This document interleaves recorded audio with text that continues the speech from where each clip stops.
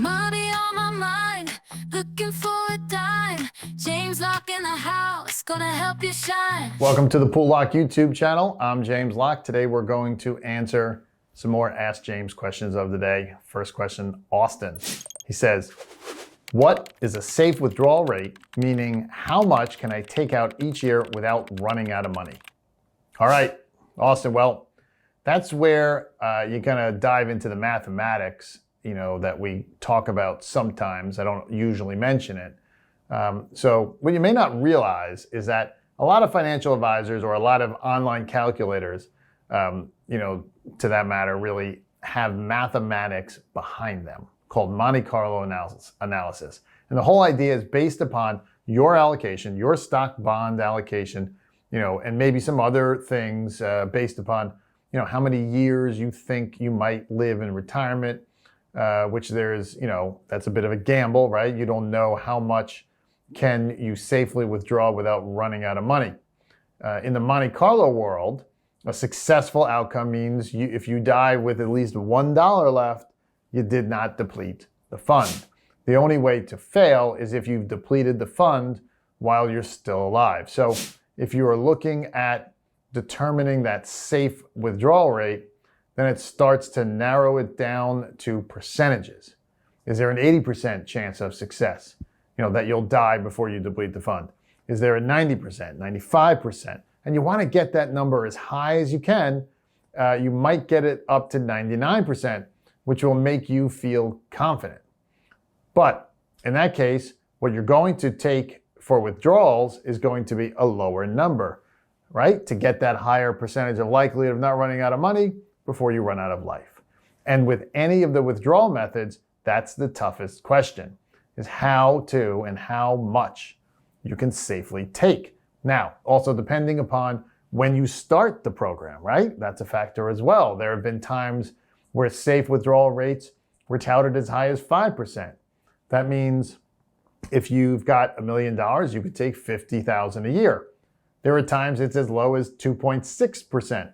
If you have $1 million, you can only get $26,000 a year, and you have to adjust the withdrawal rate as economic conditions change. It's worth mentioning that many retirees also consider setting up what we call the bucket strategy, where you allocate different portions of your portfolio for different time horizons. This can help weather market volatility while still providing consistent income. Think of having 1 to 2 years of expenses in cash, 3 to 5 years in conservative investments, and the remainder in growth assets that can replenish those buckets over time. So it's not only coming up with a low enough withdrawal rate up front, but also adjusting it as time goes on and structuring your portfolio to support those withdrawals. Remember, retirement can last 30 plus years, so your strategy needs to balance immediate income needs with long-term growth potential. My best guess, if you're allocated with a balance of stocks and bonds, a 3% withdrawal rate is probably safe, maybe a little more. 4% starts to push the limit in most economic conditions. That's $1 million generating 30 plus thousand of income. Some experts now suggest even being more conservative in the early years of retirement to protect against what we call sequence of returns risk, where poor market performance early in retirement can devastate your long-term, prospects. So I hope that helps with your retirement income planning. Great question. If you have a question, like Austin did, you can email it to us at poollocke@poollocke.com. Our second question. We have an email from Ben, and he says, how about annuities? I'm using them for a good part of my money because they're the only guaranteed way to generate income. What do you think?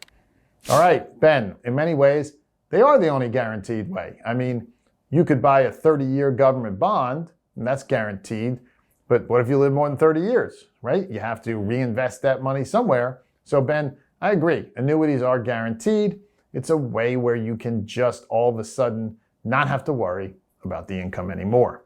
It's a way where you can say, hey, I don't care what happens. I don't care if the account depletes. I'm going to spend all of my income because I know there's going to be more tomorrow. But keep in mind, Ben, that annuities have the same fundamental problem as a withdrawal strategy. You are spending principal. And with a withdrawal strategy, over time, sometimes your money can grow. If you're only withdrawing maybe 3%, if you're withdrawing any more, your money could very well slowly deplete. Same is true with the annuities. You're basically spending your own money. You're spending the interest you're getting paid by the insurance company, and you're spending the principal. So you are spending it down. What you do have is the peace of mind that if you spend it down to zero, the insurance company is going to still write you checks and give you that income. So what do you give up for that? Well, you give up the upside potential that you might get in a withdrawal method or even in a true income method. Something else to consider is that different types of annuities serve different purposes. There are immediate annuities where you start getting payments right away.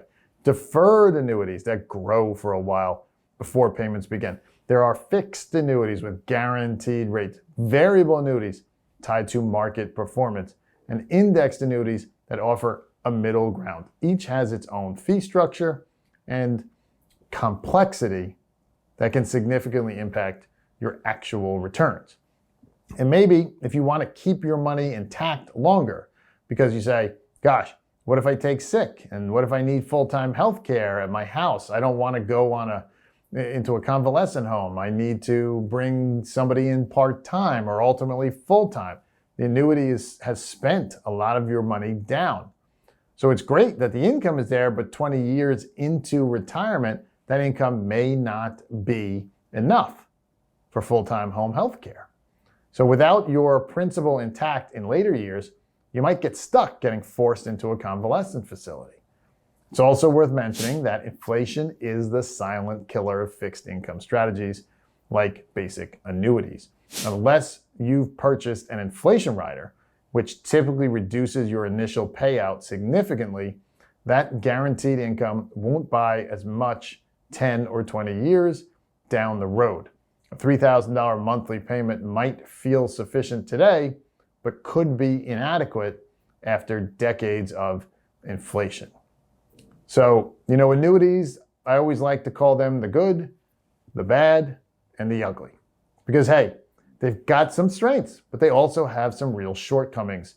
So like anything in life, annuities might be good for part of your money, but certainly not all of it. Many of my clients find that allocating 20 to 30% of their portfolio to annuities provides that base guaranteed income while keeping the majority invested for growth, potential, and emergency needs. So be careful and just know what you're doing. Awesome questions. If you'd like to send in your questions, you can do so by emailing them to poollocke@poollocke.com. If you like what you heard, go ahead, like and subscribe to our channel. I am James Locke, your retirement income source. I'll see you next time. Money on my mind, looking for a dime. James Locke in the house, gonna help you shine. Retirement is near, don't you live in fear. Listen up, my friend, let me make it clear. Savings in the bank.